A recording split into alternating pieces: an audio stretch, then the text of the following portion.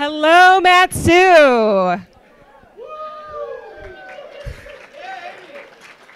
Thank you so very much for coming tonight. Welcome to Su Untold. And thanks for joining the Su Sentinel this evening at this event. I am Amy Bouchatz. I'm the founder,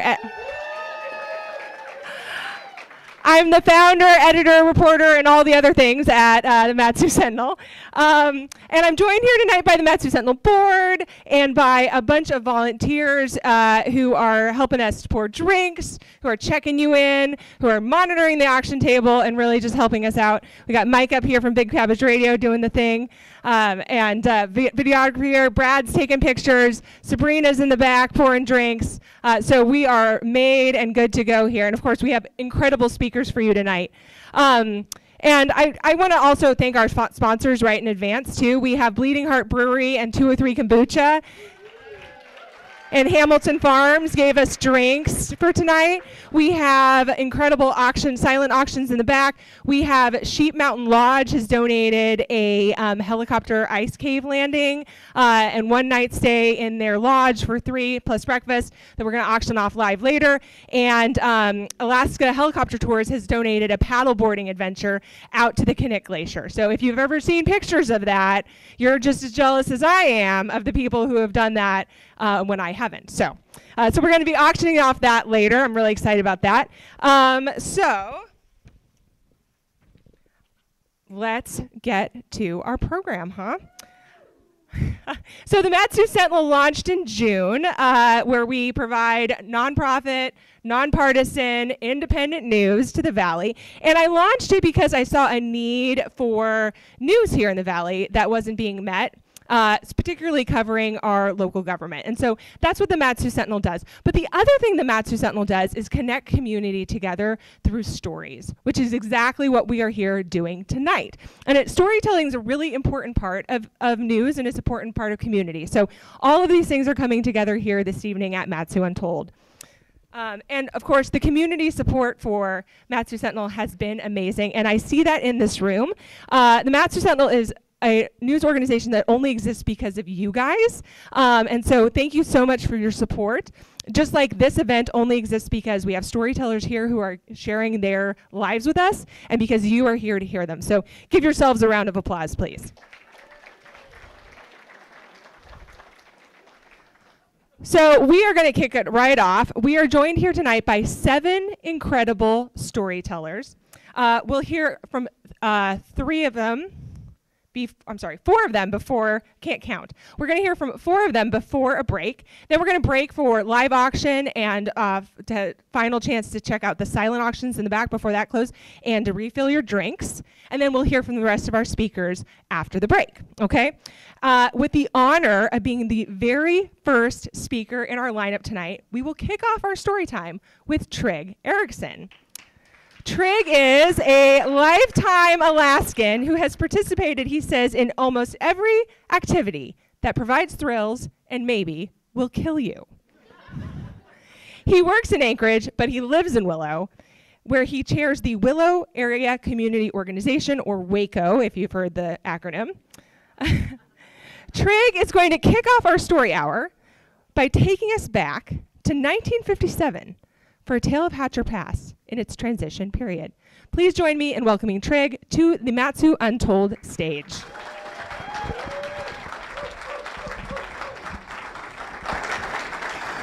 Well, thank you. Garrison Keillor said, as we get older, we really don't have any more answers. What we do have is stories, and it's appropriate for tonight. And also, talking about events that you do that may kill you, if I'm no good tonight, it's because I broke several ribs on Saturday and tore my rotor cuff. And so if I'm no good, it's the Vicodin's fault. On the other hand, I look out here at my family, and if I'm any good, they're going to say that's the Vicodin. Anyway, in 1957, I was 10 years old. I was attending Kings Lake Camp. Kings Lake Camp still exists. It's now operated by the Salvation Army. In those days, it was run by the YMCA. Before the YMCA, the Boy Scouts had it. Anyway, I'd been there 2 weeks, a typical routine camper experience. But on the Sunday or Saturday, whatever day it was when we were done, I was expecting one of my parents to come pick me up. And I was so surprised when my big brother, 6 years older than me, Greg Erickson, came and picked up his little brother. And as you can imagine, when you're 10 years old, you don't get much quality time with your big brother. He was living in an interesting life. I was 10 years old trying to do tricks on a bicycle. Anyway, Greg picked me up and said, let's go have some fun. And so we drove, and Kings Lake Camp is sort of on this side of the Hatcher Pass, or what is it, the Willow Fish Hook Road. We call the Hatcher Pass Road. We drove toward Independence Mine. You couldn't drive all that far past what used to be called the Mother Lode. I think it's burned down now. But you couldn't get too far beyond there. The road had no maintenance. And the whole Hatcher Pass, Independence Mine, had really, nothing had happened since the late 1930s, when it was shut down for World War II. And while I'm sure the mines were owned by somebody, and there were probably no trespassing, keep out signs, but nobody paid any attention. There was nobody around. It was just this great big industrial area with, I mean, literally you could see places where you know, dishes were still on the table, copies of the Anchorage Daily Times from the 1930s were on the tables. It was sort of stopped in time when everybody, you know, you're not getting paid, we're done here, goodbye. And so we wandered around and looked around. It was great fun. Independence was the largest of the mines, but I think the mine that I'm really talking about today, although I can't be certain, but I believe it was Lucky Shot Mine, which they're talking about opening again. But as we went through the mill area, and the mill area is the tall areas where they do stuff with the stuff to make something you can get money with. I was 10 years old. Anyway, we were coming around, there was this sea ration can. Some of you here are old enough to remember sea ration cans. It was the military meal before whatever they are now. Anyway, they came in brown cans, and I thought they were pretty tasty. My parents thought they were god-awful. Anyway, there was a sort of cut-off, and it was filled with these copper-colored things, just about as big around as my little finger, copper-colored, bright copper, looked fairly clean. Everything else was covered in dust. These were fairly clean, but they were just interesting looking. And my brother said, I wonder if those are blasting caps. And we thought, yeah. And so we grabbed a handful of them and stuck them in our pockets. Did I start by saying that most stories, the people are still around to tell them because of dumb luck? Well, here we are. Anyway, we did. They turned out they were friction caps. It takes rubbing them together. They're in our pockets. We run a mile or two down the hill. We get in the car. We drive home. Nothing happens. Nothing happened until dinner, when my brother proudly pulled a couple out and showed my dad. And my father, being somewhat smarter than we are, but not a lot, said, I'm taking those away from you. I'll see what they are and figure it out tomorrow. And he put them outside on top of the shed, and that was that. Fast forward one day, my dad is out of town on some sort of a trip. My mother is shopping somewhere. This is, again, 1957 Anchorage. And I heard what I thought was a loud firecracker go off. And I thought, oh, my brother's going to get the cops here and cause it, and I'll get blamed for it. Did I mention that my mother was a Minnesota girl? When I had requests, when you needed anything, for example, if you're hungry between meals, I'd say, well, I'm going to eat, you know, asking for something to eat. Of course, I was really hoping for a piece of cherry pie and a Coke. And what she had on offer was almost assuredly powdered milk. And yeah, some of you have had powdered milk. It's really awful stuff. Anyway, but she had these stock things. And so I came downstairs to confront my brother and said, in fact, I did. I said, hey, you're going to get the cops. And he came running in the house and thrust his left hand into my face, that he ended up losing 3 fingers on his left hand. Blew him right off. One of my guests out here, daughter Erica, said that this story kept her from touching fireworks until she was in her 20s. But anyway, shoved it in my face, and all I could think of is, what would my mother say?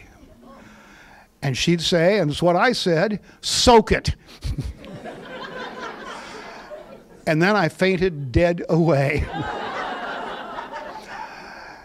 Anyway, my brother was not happy. He had to dial of course, a rotary phone. And it wasn't I think it was 5 digits to call the fire department. It was called the Little Red Wagon, and the Little Red Wagon came screaming up. The next door neighbor came over and sort of took charge, and anyway, they raced him off to the hospital.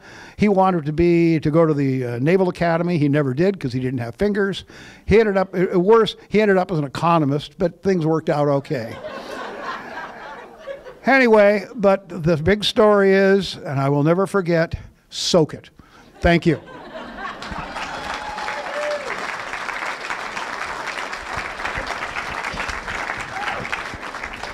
Thank you, Trig. All right, make a note, guys. Soak it, okay? Just, if you take one thing away tonight, that might be it. All right, our next storyteller is Angie Wade. Angie is Ahtna Dene and a Chicxulub Native tribal member who has lived most of her life in the woods and around Moose Creek and along the Matanuska River.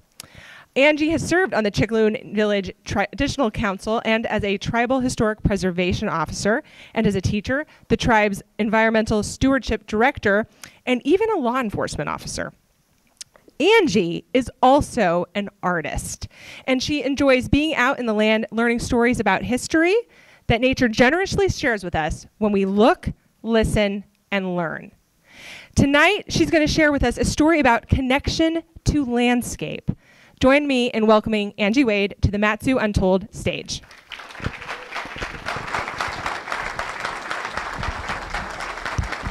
Chin Ann, thank you so much, Amy. Well, thank you guys all for being with us tonight, and I want to apologize beforehand for anything I might say that might be a little offensive. I'm not planning to, but you just never know. You never know. Because this subject, I was like, what makes me valley? And it put me into an existential crisis, I think, like, ooh, I don't know. Is it? And so I had to think, well, what makes a valley? The river. Okay, we can talk about that. So we'll start there. The Matanuska River that we live on here, does anybody know why it's named Matanuska? Maybe some of you heard me talk about it. Yeah, it's named Matanuska because our people are Copper River people. And so that trail that goes up the Matanuska is named for the Midnovsky or Midnovskaya, the people that the Russians knew were going to copper. So we went back and forth, up and down the Matanuska River to trade. And that's why they call it that. And so it's Tsiatona Trail comes out river, the Matanuska, named for the Midnovskys, or the copper trading people. So we can start there.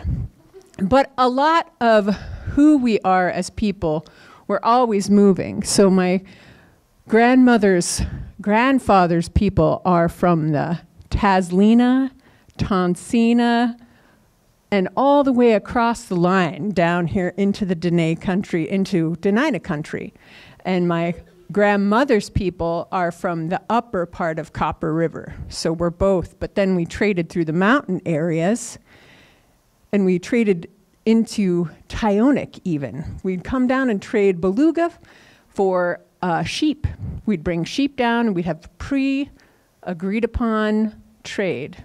So we'd bring sheep down, and we'd actually go out and hunt with our Tyonek cousins. We have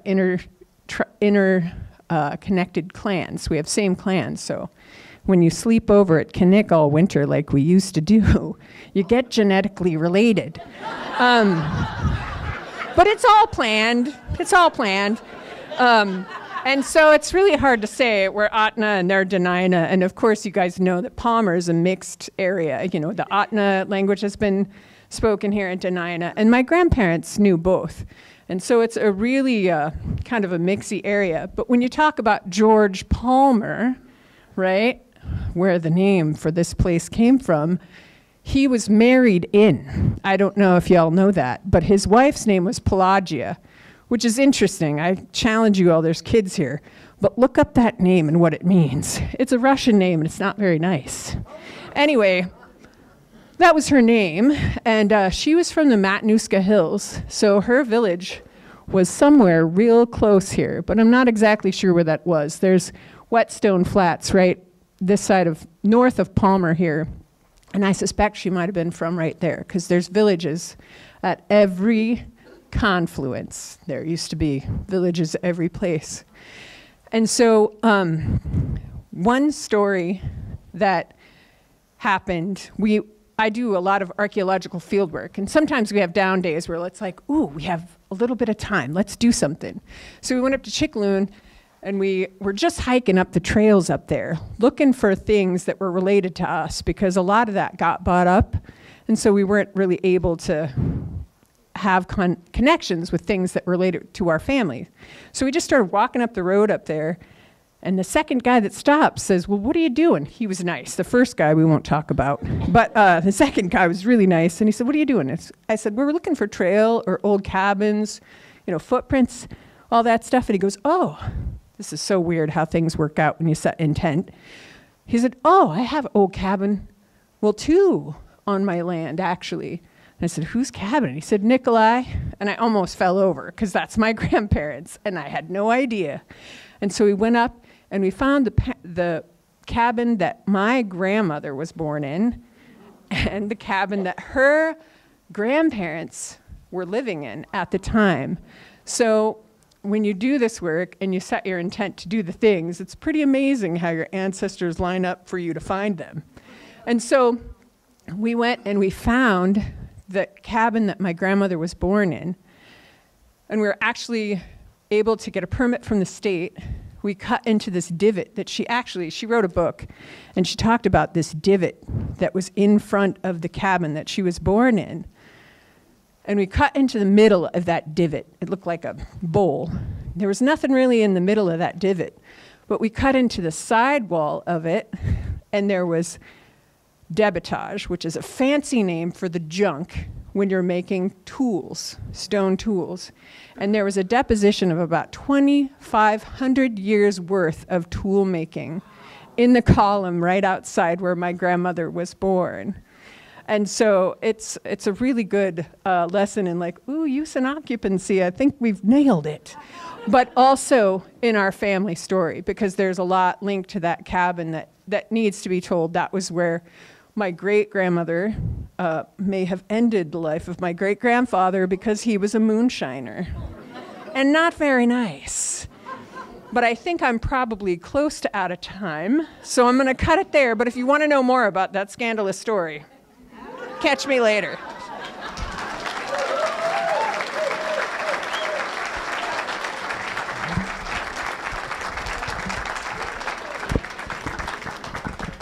So we have, we have Soak It and Scandals. Okay, I'm keeping like a mental list here, all right? Okay, so when my family and I moved up here about a decade ago, which is blowing my mind now that it's been that long, one of the first things I learned is that what makes Mat-Su special, so what makes us Valley, which is of course our theme for tonight, is the way we care for each other. That you cannot do anything here without the community around you. So our next speaker knows all about that, because Polly Beth is the leader of Daybreak, which is a facility here in Palmer that supports individuals who are battling mental health or addiction issues. And Polly Beth Odom is deep also into youth sports in the state.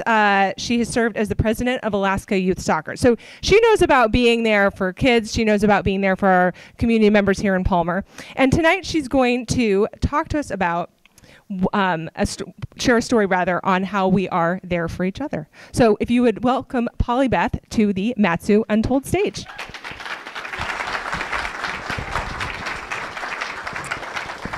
Good evening. It's great to see all of you here.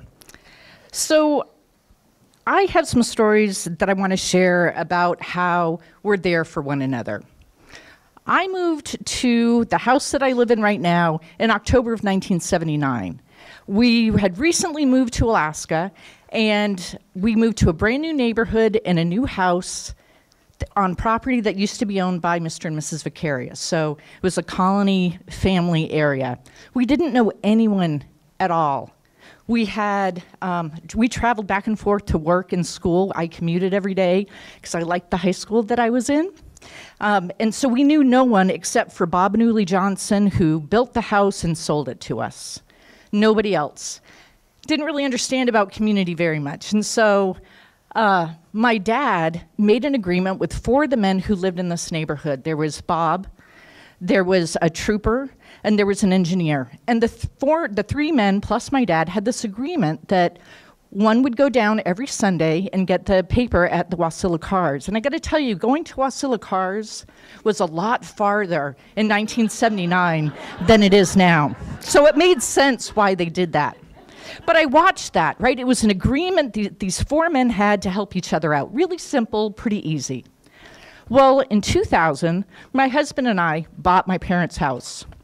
And we lived in this house. We still live there. It's on a little cul-de-sac. There were 4 neighbors. We were there helping each other out. Sometimes we would walk each other's dogs. We'd water people's plants, borrow the proverbial cup of sugar. We were there for one another. But houses sell, people move. We had to start this process all over again in 2021 when 2 houses sold and new neighbors came in. We didn't know these people.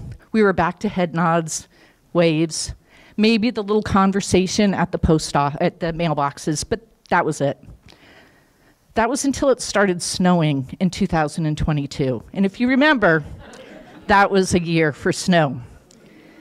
Now, I love to shovel snow. I don't know why. It's like one of my favorite things. One of my favorite things in the morning is like after the plow truck has gone through and put the big berm at the end. It's like my challenge to go out there and shovel all the snow. I think I drive Jeff nuts sometimes when I'm out there shoveling.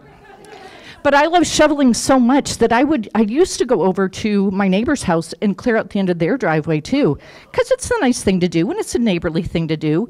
And if I did it for John and Roz, I might as well do it for my new neighbor. So I'd be out there sometimes shoveling. Sometimes he'd come out and help me. Sometimes not. No big deal. And then the dump of December 11, 2022 happened. 2 feet of snow fell all around my house. Now again, because I love shoveling snow so much, I had these really nice trails built for walkways. I was piling snow on top of snow. I love shoveling snow.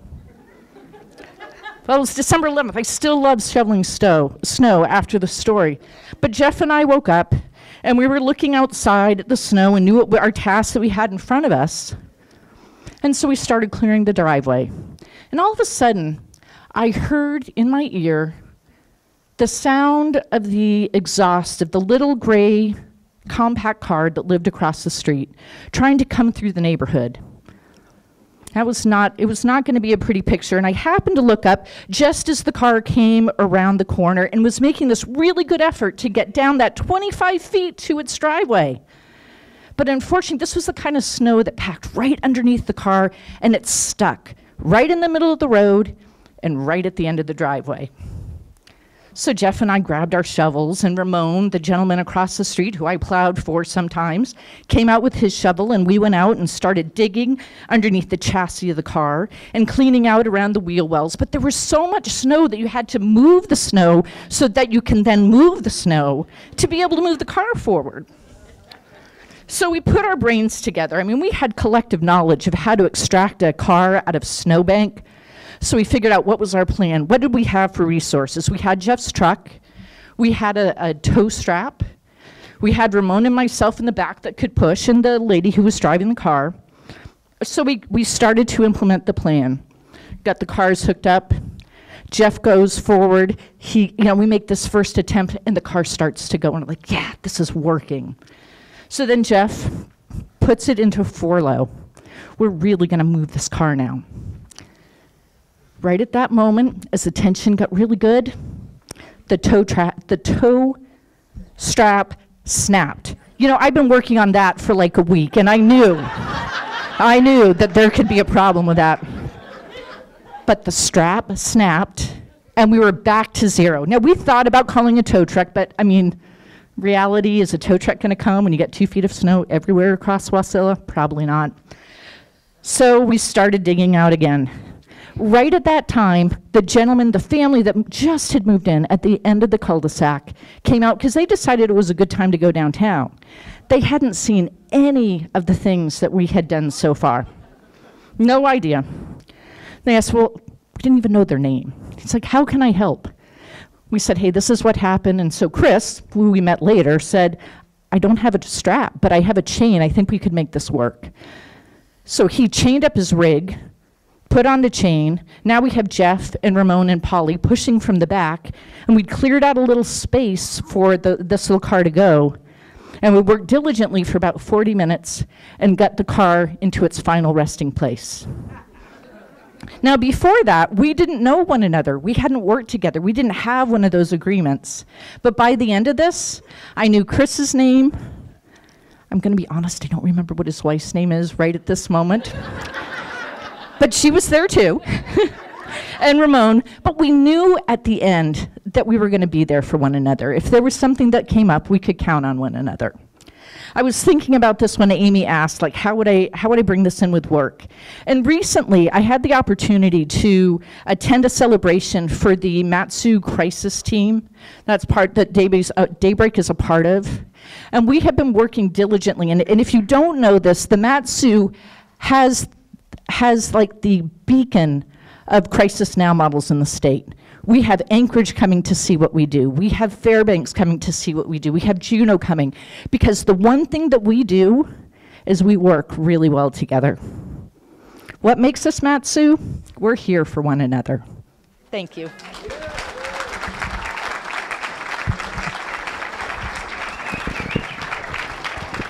Thank you so much, Polly. And what I took away from that, in addition to your lovely story, was that if we have extra snow, I'm calling you. Very good. All right. So with our last story of this half of the program, I'm delighted to introduce to you Tim Rocky. So you might know him as a local news reporter. He was at the Frontiersman. He's now, you can hear his fine tones of his voice on Alaska Public Media, where he does sometimes the morning, sometimes the afternoon, sometimes in between. And he is an unofficial ambassador for Palmer specifically. He was born, and what makes him Valley, by the way, is like literally everything. He was born in 1992 at the Valley Hospital. He's a 6-time Palmer Little League All-Star and 2-time champion basketball camper of the day. And if that's not a mouthful, I don't know what is. And tonight, he's fishing for stories. Please welcome Tim Rocky to the Matsu Untold stage.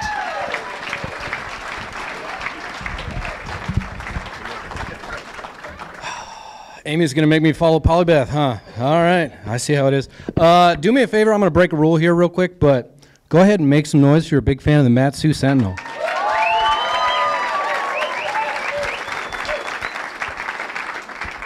So my name is Tim Rocky. I'm from here. One of my favorite things I like to say is old Alaska Grown ad campaign. I'm grown here, not flown here, baby. And I say that because I've been fishing my whole life with my dad, and I like to think I know a little bit about the people here, about the place here, about how to pull in a fish. But this is a story about knowing none of those things. So for a little bit of context, my dad, John Rocky, was pastor down there at St. John for about 30 years. I moved here a little after 1990. I was born, like I said, Valley Hospital over there. I'd tell Mike Mike started my broadcasting career down the street, but actually it was down the street that way. It was a little farther. And so I grew up kind of spoiled when it comes to fish. When you're in Alaska, and you are. There's fish everywhere. It's typically pretty easy to catch them. And I was kind of my dad's fishing buddy. As the youngest of 4, you know, my brothers, my sister, they were out of the house. But if Dad needed an excuse to go out on the water, it was like, well, I've got a kid here. He wants to go fishing, right? So let's go. And my dad grew up in a, I'll get to the story in a second with a bit of setup for context, but grew up in Massachusetts. One of his first memories is at the pond down with his dad, learning to fish. And at the ripe age of 6 years old Bob Rocky tells my dad, you know, you're a grown man now, learn to swim and you can go fishing on your own. And so he does, and thus starts the love story of John Rocky and fishing from 6 years old then on. He says he wasn't really good at catching until he got to Alaska, but of course, the fish are a little bigger up here. So, one of the things about going fishing with my dad that is kind of inevitable is he's going to end up talking to somebody. And maybe this is rooted in his deep-seated, you know, search of fishing knowledge. He wants to know where the holes are, he wants to know what the gear is, but I kind of think he just likes talking to strangers sometimes. But what will happen inevitably, as my dad was a pastor at St. John for 30 years, is he'll get talking to somebody, sitting at the fishing hole right next to each other, and sooner or later they ask him about his faith. And my dad was always ready, scripture, something from the sermon, or something that I did that last week that was illustrative of, you know, his faith and his belief in Jesus Christ. And when you have these interactions every week for lots of years, you get fairly good at it, and his evangelism became such a skill that he, when he went back to school for his doctoral thesis, decided he was going to write his thesis on fishing for men while fishing for fish. And what I think that tells me is that if you do school the right way, school can become fishing. So I may have been a little ungrateful and a little spoiled as a young fisherman, but now that I'm, you know, middle-aged, 32,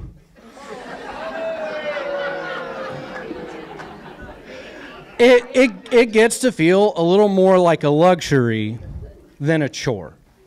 And recently, I've been able to take my girlfriend Megan out fishing on my dad's boat for the first time. She had never caught a fish before up in Alaska on a rod and reel, and of course she catches the first one, she catches the biggest one. That's how it's supposed to be. Amy mentioned I'm a journalist. A couple years ago, started Alaska Public Media, and a coworker who will remain unnamed, but so my guy Michael Finelli shows. I love my boy Michael Finelli, I do. He's a California kid, he's a Chichaco, and I said, Finelli, you've helped me when it comes to learning how to produce radio here.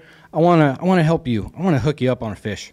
And of course, Dad knows where they're at. So last winter, we go out, and it's -10, -15. It's not really all that fun, but we're determined. We're going to get Finelli a fish. And Dad's a seasoned guide at this point, right? He's been taking people out on his boat every week, meeting people on the river who come to church, meeting people at church who come to the river. He's very, very good at making sure that you go home with some fish and you're satisfied.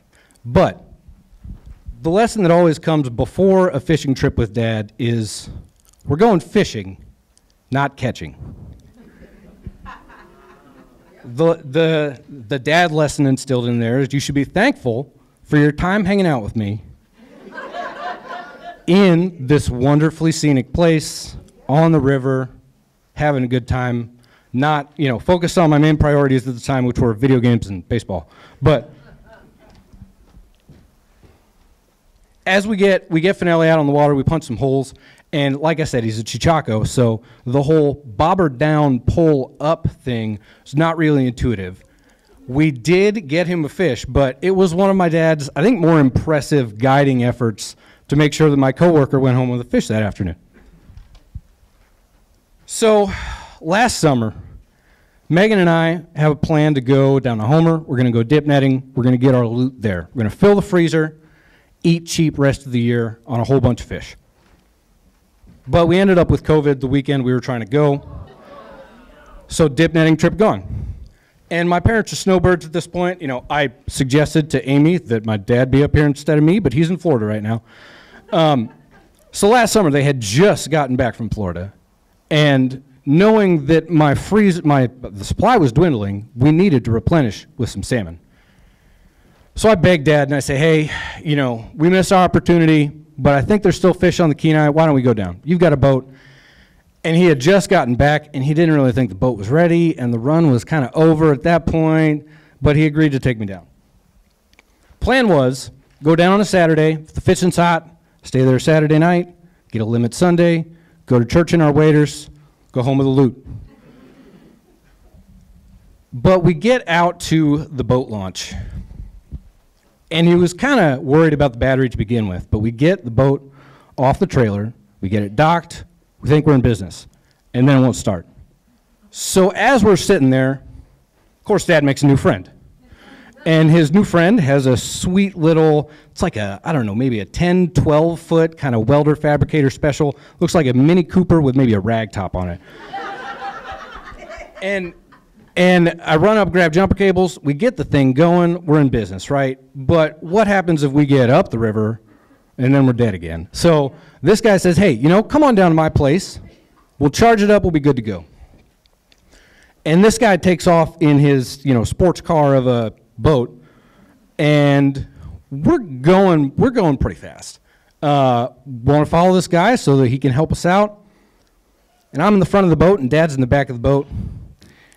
And we cut from one side of the bank to the other, and Dad's got to go over this guy's wake to get through it. That's right. Oh. So I'm in the front of the boat, Dad's driving. As we hit the first lip, we hit it pretty hard. And Dad goes down in the back of the boat.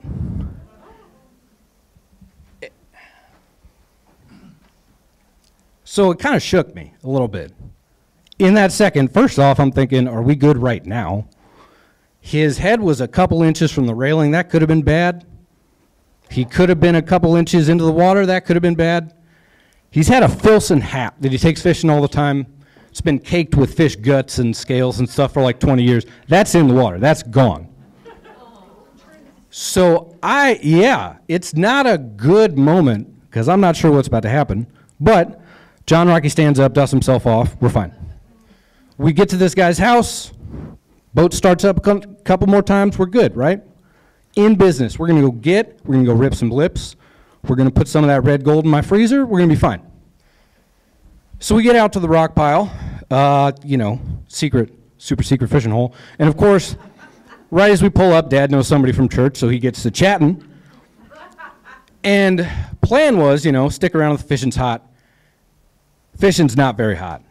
It takes us a couple hours, and Dad finally pulls one in. I'm still skunked. Takes us another couple hours, he gets another one. I think the bag limit is 2 at this point, but keep in mind, one of the wonderful things about Alaska, proxy licenses. So he's got Mom's limit of 2, so maybe we could take home 12 fish in 2 days, but it's not looking like it because the fishing's not very good. And if you know me, I get a little ornery at times, a little grumpy, a little persnickety, and a couple of hours of flipping your line over, and because if you floss over and over and over with nothing, will put me in a mood. So it's not getting dark because, you know, summer in Alaska, but it's getting late. And he says, all right, let's 10 more casts, and let's get up on out of here. And so those 10 more casts take about 2 hours, you know. And I'm skunked. I probably hooked into 12, I don't know, maybe 2 dozen. And didn't land any of them. Easier said than done. Of course, me and all my experience think I'd be able to do it, but I couldn't figure it out. And so boat starts up, we get home, we get back to the truck. He's a little sleepy, so I drive us back. And we get unloaded, and I'm starting to tell Megan about the trip. And I tell her about what I saw, and I was kind of scared. And she stops me about halfway through, and she just goes, Bud, you had fun, right? You had a good time? And I wind up with some ungrateful, man, I didn't catch any fish, I'm all angry about it. And I can just feel my grandfather reach down and smack me upside the head, right? And so I bite my tongue, choke my pride down a little bit, and I say, you know,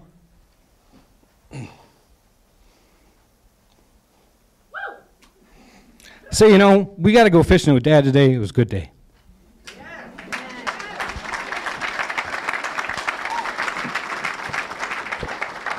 I know I went over my time. We're all shocked. I'm going to leave you with two things. If you get a chance to go fishing with your dad, take it. Exactly.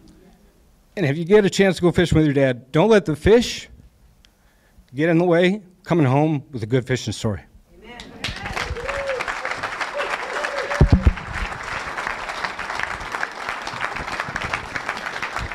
Thank you, Tim. Now, I did not count on Tim Rocky making us cry.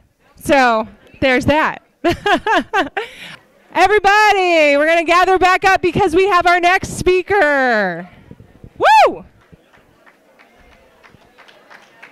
Y'all have your drinks. You're all refreshed. I know you're having a good time.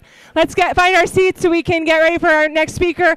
But I have had a request from one of our sort of pivotal Palmer people, Barb Hunt. Barb wants to know where y'all are from. Now you can hear that I have spent some time in the South because I use the word y'all. All y'all, collectively, okay? No, she wants to know where in the Valley we're from. Tonight we're talking about what makes this Valley. And I just love that we're all gathered here tonight. So if you are here tonight and you call Palmer your home, would you raise your hand and give a cheer? Woo! All right, what about Wasilla? Woo! I know I got some folks here from Anchorage. Who's here from Anchorage tonight? That's right. Thank you for coming out. And I know I have people here from Willow, of course. Woo! I just drove all the way here from Willow. I'm just so honored that you guys are here tonight to join us. Do I have anyone? Well, I know I have some folks here from Chickaloon and the Butte. So here comes Angie. Yeah, they're coming back. And do I have anyone here from anywhere that I missed? Oh, Big Lake. I'm sorry. All right. Okay. So speaking of Willow and regions over there, tonight, regions in that direction, all right, where our dog mushing folks live. Tonight we have the incomparable Dee Dee Johnrow here with us. So, I can hear that she doesn't really need an introduction, but I'm going to give her one anyway. You probably know her from her incredible and legendary experiences in Iditarod, in which she has raced an amazing 36 times. I read she's finished second 3 times, holds the women's speed record, and is a 2-time recipient of the Most Inspirational Musher Award. She's here to share a part of her life with us tonight, and she's going to talk a little bit about bad luck. Please welcome Dee Dee Johnrow to the Su Untold stage.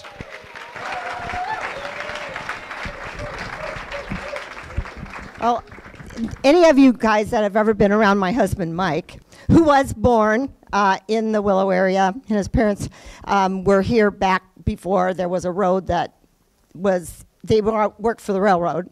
Anyways, you've often heard him say, well, bad luck follows poor judgment. You make your own luck. And he has reminded me of that many times. And so today, I am telling you, because I'm the kind of person that like, well, that sounds great, let's just do it, and jump in at it. You know, like yeah, I'm going to do the ambassador class, you betcha. I don't care if I'm 70 years old, and I've never gone fast on a snow machine. I think I can do it, I'm sure, and it'll be so fun. And yeah. So as I was, wilting on the trail last year trying to stay up with those guys, I realized, this is very, very, very hard. And this is not a dog team. And oh my dear me, but I'm not going to let it show. But, it was, bad luck can follow poor judgment. Well, I'm going to tell you a story of one of my first bad decisions. Having run Iditarod, I was just so excited. I just knew that if I could just get my dog team trained earlier and tougher, and put them in more situations now that I had traveled all the way across the state of Alaska. Remember, I had started training in Bethel, where, a bluff was the Alaska Range. You know, my training for the Alaska Range. So, you know, I'm no, okay, that's not going to work. We've moved into Willow. You know, I think what the best thing to do is Mike had a buddy from school, Kelly Vrem, that was a guide, and Kelly had these guide camps in the mountains, and in the fall time, you know, he'd take his hunters out, and I thought, this is going to be great. He could take me out there with my dog team, and I'll train out there about, you know, around Thanksgiving when they've got snow up there in the mountains, you know, in between like Bristol Bay and South Central here, and that it'll be fantastic. And so I took 22 dogs up and some sled, a little bit of stuff, and you know, I'm in his what would now be considered an Arctic oven, and this is just, oh my goodness, I traveled a lot in the winter, and I already had a couple of Ididrots under my belt, so I really knew what I was doing. And oh, by the way, I had a girlfriend with me that, you know, was adventuresome. I mean, you know, as it turns out, she didn't ever stay in Alaska after this event, but I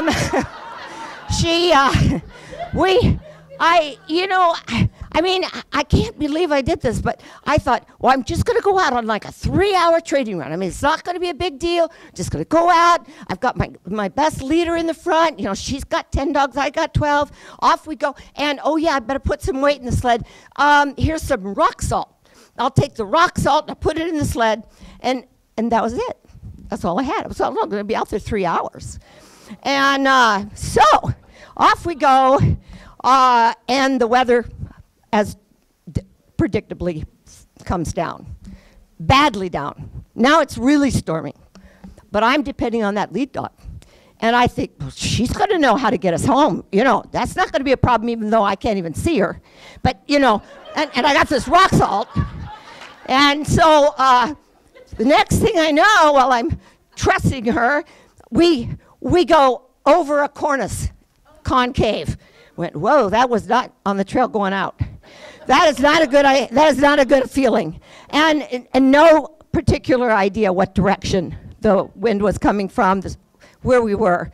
So after, you know, November, daylight's getting kind of lean, scarce, and so we better like hunker down, hope that the storm will go away. And by the way, I happened to be in Carhartts with a little wool hat and you know, some LL Bean boots, no matches, no nothing, nothing, you know, because I got that rock salt. I mean, I was only going to be out there for 3 hours.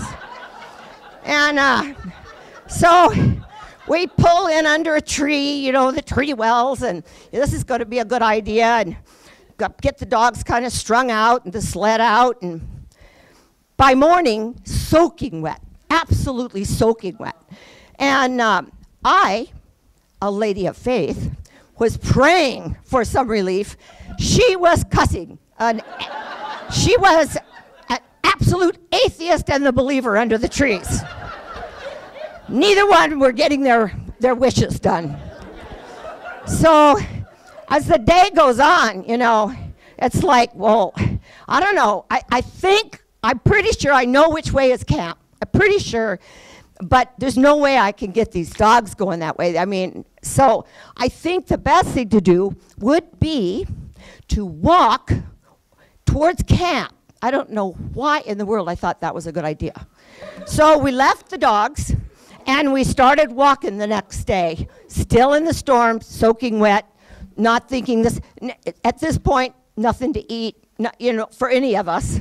And I got this idea, you know, we're supposed to make a snow cave. That's how you're supposed to be able to survive these settings. I mean, I've read about them in books. So we have her little pet dog, which is this little fox terrier, and we dig this snow cave, and we crawl in the thing, barely the two of us fitting, and the little fox terrier, and we're in there, and it's getting dark again, and pretty much I tell her, not too long after we've been squashed up in there, I am going to freeze to death in here. You got to be able to have some heat to be able to be in a snow cave. I mean, I have no heat. And about 4 or 5 hours later, 4 or 5 of my sled dogs show up at the mouth of this snow cave. And they're loose. And was like, well, they're a welcome relief. So let's trail them back to where the rest of the team is, which we could do because it was, fresh snow. And there was no team there. They were snowed under. They were 2 feet drifted under and no sign of a sled at all. So I dug all my dogs out and turned them all loose. 22 dogs. I thought, if I die, at least they have a better chance. By now, my girlfriend is like long since wanting to get rid of me and find that camp. But finally it clears, and sure enough, we weren't but maybe 1.5 miles or 2 miles from camp. So as we're going, stumbling, I couldn't get that sled out, but we're stumbling and crawling our way back towards camp, almost all the dogs following us loose.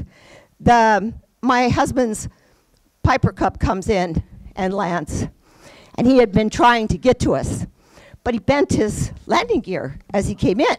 So he could only leave with less of a load, and because it was way up high on a ridge, he was going to be able to take off and help that the updraft would take him. And my girlfriend was in a lot worse shape than I was, so he started a fire in the wood stove, and we got the 10 dogs that I kept with me, and he took her and the other dogs back to Bethel. And I thought, oh, good, he'll be here soon. You know, knowing now that I should have had food, I should have had I should have had survival gear. Like, that's what you do. I mean, you have warmer clothes. I mean, they don't even let you go out on the race with as little bit of rock salt. And I kind of hate rock salt. So I'm thinking, well, in a couple days, when I warm up and I can take care of my dogs, well, another storm came in. And it was 12 more days before he was ever able to come back for me. And I got to tell you, I did some real soul searching in the 12 days. And I remember when I finally got strong enough that I took my snowshoes and walked back up and dug that sled out. And I would leave a note on the table every day. Don't leave without me. I've gone just up the river, right? I'm just a yard downriver. Don't ever leave without me. I was desperate for him not to come and not know where I was. So that was my story of bad luck followed poor judgment.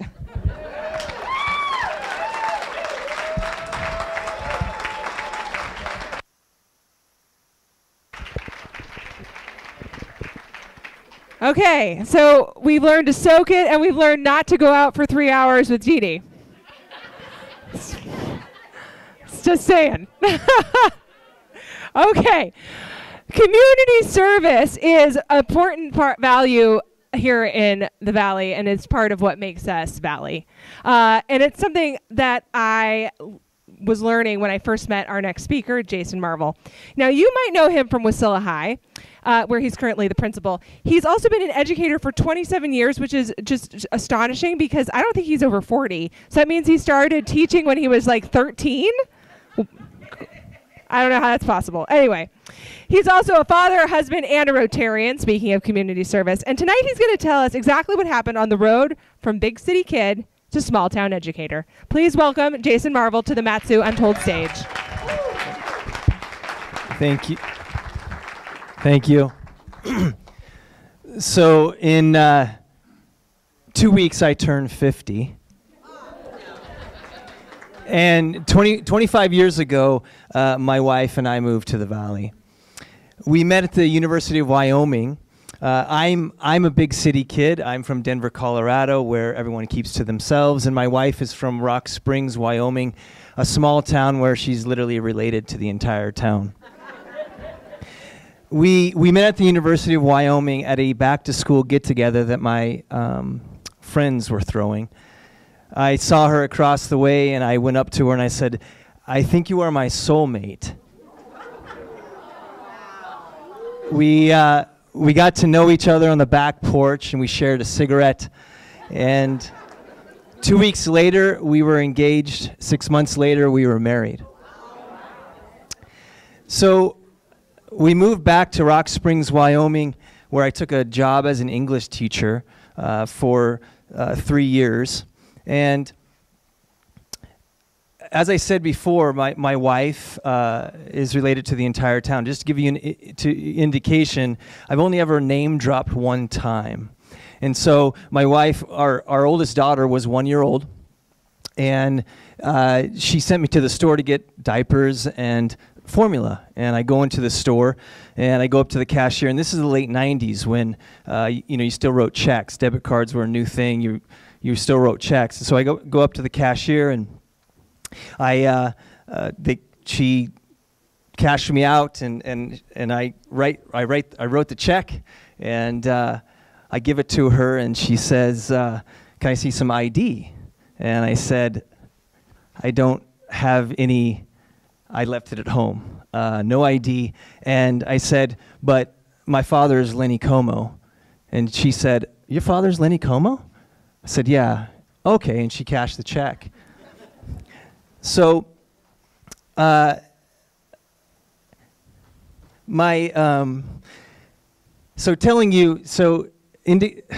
excuse me, guys. So my wife, oftentimes what would happen is we would go to my in-laws' house in the weekend, and we would I'm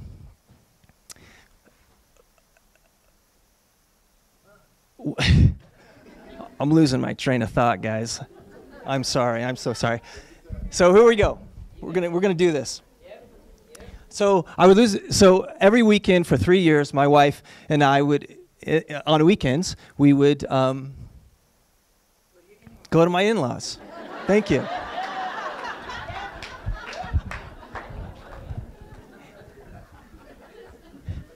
And there would be like 25 people at my in-laws' house, and we'd have dinner every weekend. And holidays would be around 50 people. And so I would always find myself slinking down to the basement and watching a movie or reading a book. And so one time, 3 years later, I'm just like, "Jackie, we need to get out of here. We need to go. We need to branch out. We need to do something." And so what we did is she said, "Okay." So we pulled out a map, and we said, "How about Alaska?" That sounds like an adventure. So a couple years earlier, we had just purchased our first home, and so we had a sign. I took a I took a sign and put it out in front of my house, "For sale by owner." And 2 days later, an older woman knocked on our door, and she offered us a price. And so all the stars were aligning. And so we packed up all the boxes. We put them in this big U-Haul. And we had a trailer. We put our car in our trailer. And I'll never forget us moving off. We just started driving, and all of a sudden, my mother-in-law, the lasting image I have is of my mother-in-law, running after, tears streaming down her face, running after us with Mariana's teddy bear. So at this time, you didn't have any Google Maps, you didn't have any Apple Map. So there was a little company called MapQuest, and I got on the computer. And I typed in shortest route from Rock Springs, Wyoming to Wasilla, Alaska. It took us to the Alcan, and then on the Cassiar.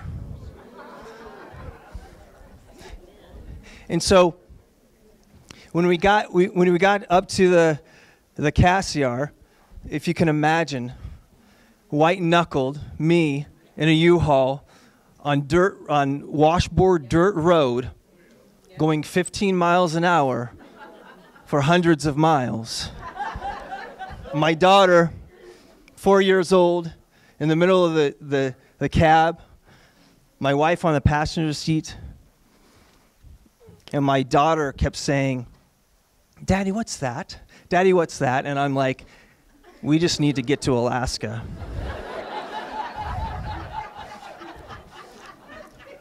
So I remember pulling into Palmer at the McDonald's. And we got on the payphone, and at this time we had bought a piece of property, and we were going to have our house built. And the house, it was going to take about 6 months be done. So we called the realtor, and she said that she had an apartment for us. We were going to stay in this apartment. And so I ended up calling her. We got to the McDonald's at Palmer. I get out. I call her. I said, we're here in Alaska. And she said, well, there's a problem. The renters are no longer, it's going to take a couple weeks for the renters to get out. And I said, well, okay, what are we going to do? So basically,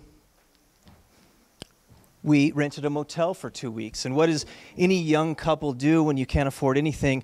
You put everything on a credit card. And so at this time, I did all my pre-service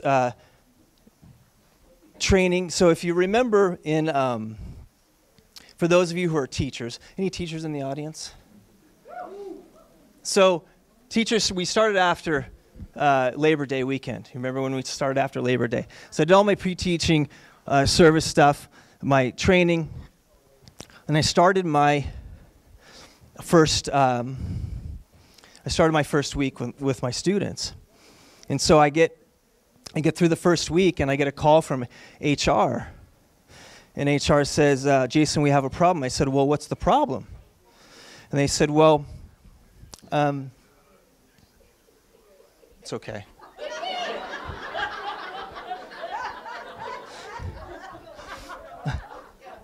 I said, what's the problem? They said, well, your certification is caught up in Juneau.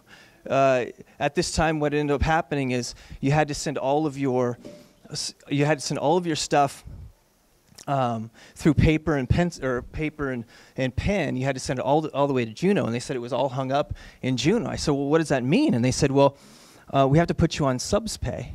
And I said, well, what's subs pay? And they said, $7 an hour. So I went home. At this time, we're in our apartment. We have boxes. We have boxes all around, unpacked boxes, and we're sitting at the table. I'm sitting at the table, and the table is like a card table. It's just like, it's not even a real table.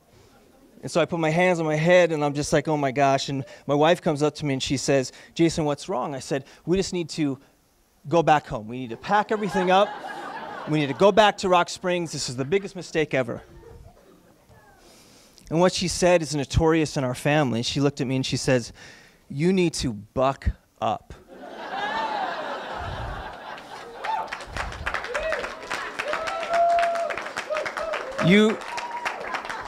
You took our family 3,500 miles away from everything we've ever known. We're going to make it. We're going to do something. You just have to do a better job. And so with a new resolve, next week, I continue teaching. At this time, you got your first paycheck on September 15th. And so I remember September 15th came around, and I go to my mailbox, my teacher mailbox. And at that time, if there was no direct deposit, it was all paper. It was all, you got a check in your mailbox. And there were 2 checks in the mailbox. One check was my subs pay, $7 an hour, and the other check was from Wasilla High School. And it was the difference between what I would have made as a certified teacher and what I would have made as a substitute. I don't know how Dwight Probasco did it, who was the principal at the time.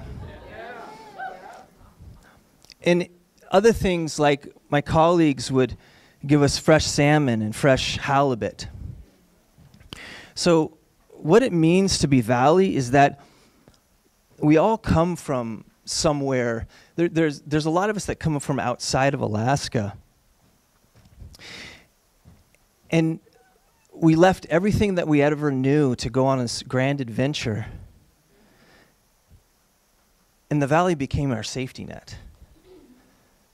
What it means to be Valley is that I know that we're fiercely independent, but being generous and being helpful, being kind, is something that we all are.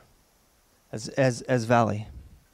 So the Valley then is a place that we all came to make a better life and a better future for ourselves and our families. Thank you.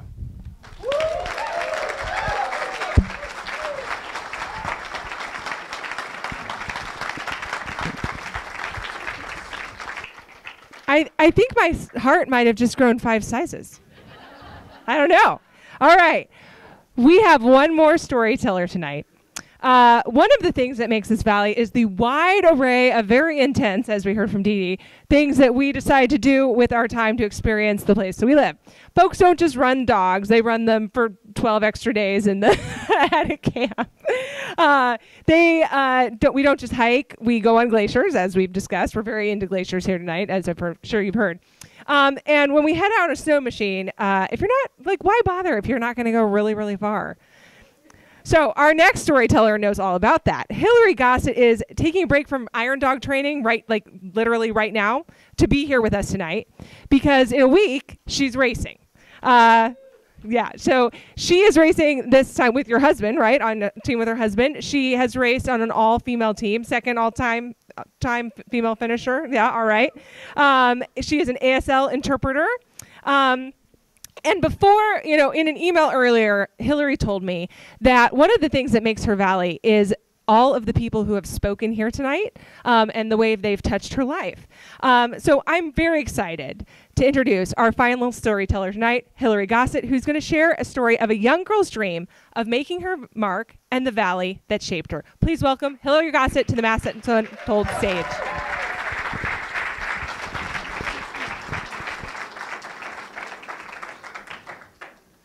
I didn't prepare anything.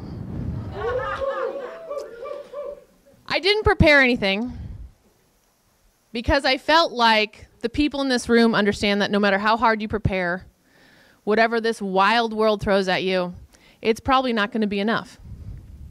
I also wanted to come into this room and be here with you people, all of you people.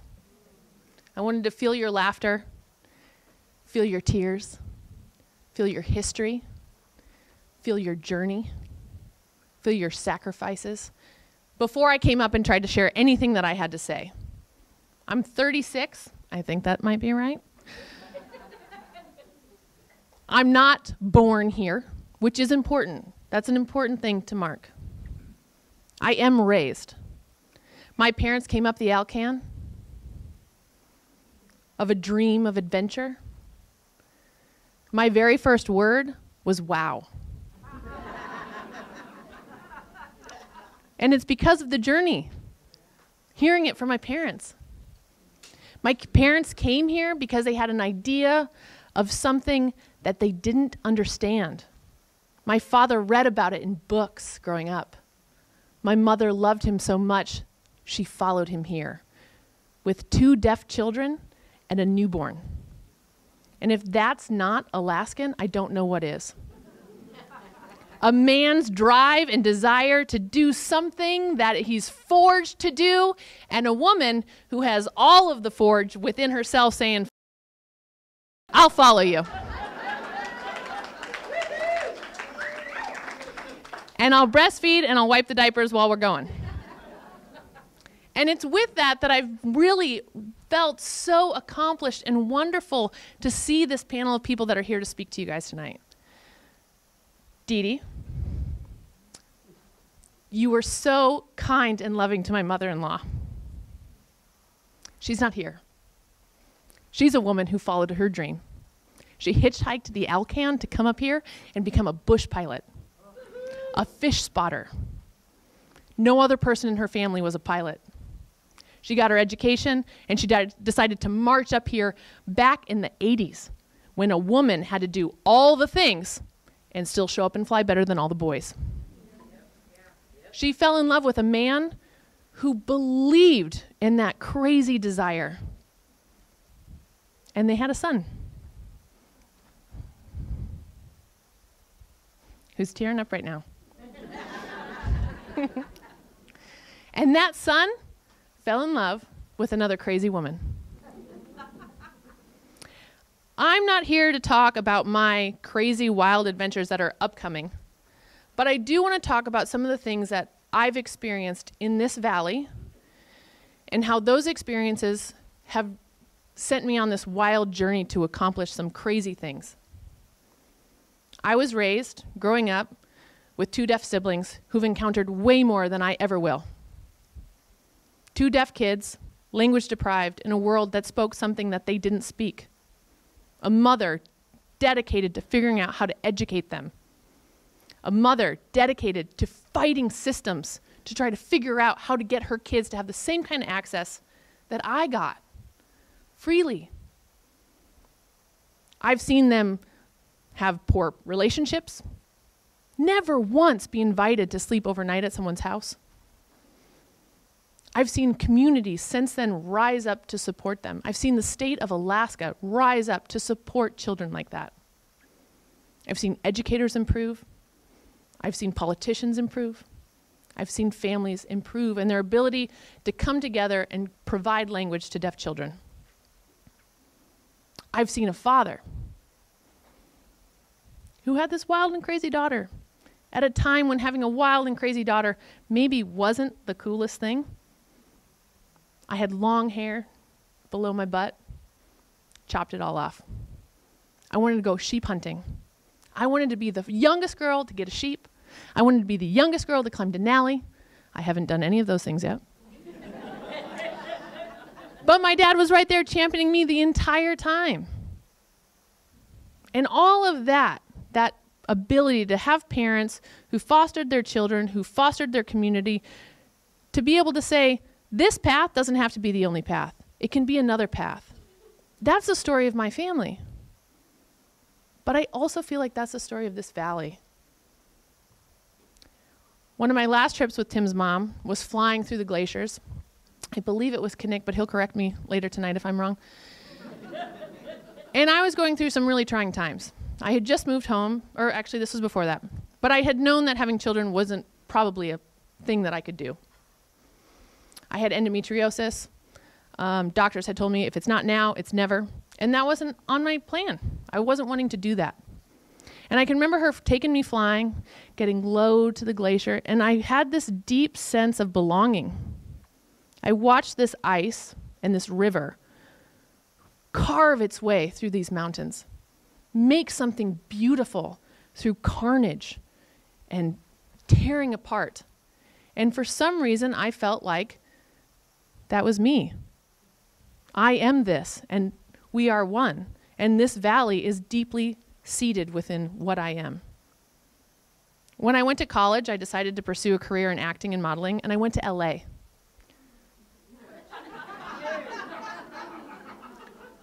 Fun fact, LA is full of a bunch of transplants. Our politics are different. Our philosophies are different. But what I found myself is a tiny little person in a mountain range of possibility and challenges. And the other people that were there were doing the same kind of thing. When I come home, I feel that. We have different beliefs, different politics, different systems, different backgrounds, but we're all here trying to forge some crazy thing together and make it work together. We might hurt each other, we might benefit each other, but we're all here trying to figure something out. LA was fun. It was 10 years. It was a good time. Good choices, lots of bad ones. And eventually I did find my way home. My now husband and I reconnected. We decided to have a child together, as friends actually. And it happened very quickly. And she's a remarkable little person. Then we decided my son is not my biological son, he's my stepson. And we were going through some trials and tribulations at the time. And I had always said that when I decided to find a man who I would marry, he had to marry me on the top of Mount Everest, or Makalu, which is slightly adjacent. We were going to pick up our son, and it had been a hard day. And we're driving down the highway, and I look at my husband, and he looks at me, and he says, well, today has been the worst day of my life. Would you be willing to climb to the top of Pioneer Peak and marry me up there? I had a panic attack, actually. I got really bright red. I started sweating. I had to roll the windows down. But that takes me to my next story. We climbed Pioneer Peak 2 years later with our son, who we hadn't seen in a while. At that time, he hiked to the top of that mountain, and I married my husband and my son on the top of Pioneer Peak. He was 4. I had to leave my daughter at our base camp, which was on the ridge, and she wouldn't breastfeed all that morning, and so by the time I got married, honestly, my breasts were it wasn't good. And so I sprinted the whole way back down, and my next best moment of that day was being able to finally have that experience with my daughter. So it was very relieving. So that's the story of my marriage.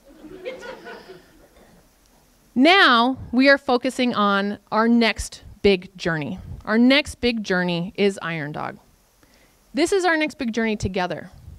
As individual people, I, as was mentioned, was able to accomplish the Iron Dog finish. I did it in 2023. I finished Iron Dog with Ashley Wood. We are the second all-female team to ever finish the race. We're the first female team to finish the race with the inclusion of the Red Dog Loop. So we're the first females to ever do the 2,503 miles. And you'll feel Dee Dee over there clapping real hard because Ashley was also on the ambassador team that took her to Nome. So it's pretty amazing to be surrounded by these types of people in this room. The following year, my husband and his teammate were the all-rookie team of the year. They finished 7th overall in the race. And then this year, we're trying to become, it's not that it hasn't been attempted before, but we are going to try to become the first husband and wife team to finish the Iron Dog Trail. And I want to touch on that too because it's been very interesting listening to everybody's stories. You know, there's these stories of us as individuals. There's stories of us as a community. There's stories of us as partners. And then there's stories of us and our lineage and our history and our ancestors. And I feel very connected to everyone's story that spoke tonight. Your wife telling you that you need to, buck up. Let's do this. Come on. Let's go. Your husband flying in to help you out. And you writing, don't leave me. I'm here. Your ancestors saying, I feel you tonight. Because I feel his mom tonight with this group that's up here talking. I know that she's here. Preparing for this race has been really hard this year. Weather's been bad. Our snow machines we're on the Polaris race team. They've been complicated. And its stress is building. It's the final week. We're about to get on the trail. And then I agreed to do this event. And I'm like, oh my God, why would I add one more thing to my plate? And then when I sat down and I saw who was going to be here tonight and I listened to everyone's stories, I thought, she's looking out. She's here. She's here in this room tonight. And so I just, in closing, want to give you guys my deepest gratitude. I'm so thankful for everybody that's in this room because I feel deeply that you guys are put here by some crazy power within the valley, within the people, to help me and my husband be able to get on that starting line on Saturday and go all the way to Nome and home, because this is our valley.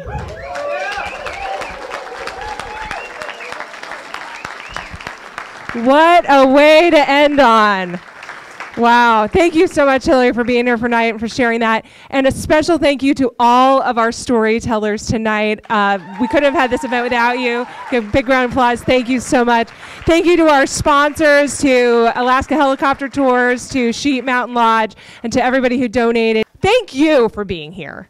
You are the reason we're doing this. You're the reason the Mat-Su Sentinel exists. You're the reason we have this event tonight. If you weren't here, this would just have been people telling stories to me, which I would have loved, but you're the reason that this event was successful. Thank you for coming and thank you for reading.